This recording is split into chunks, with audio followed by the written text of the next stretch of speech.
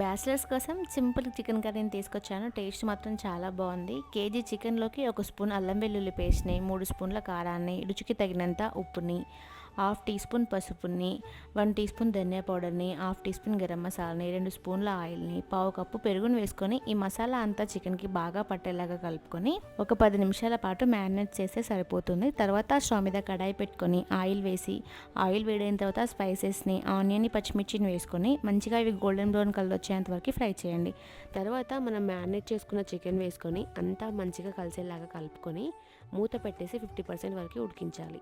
మనం వాటర్ వేయకుండానే మంచిగా ఈ విధంగా మనకు గ్రేవీ అయితే ఫామ్ అవుతుంది.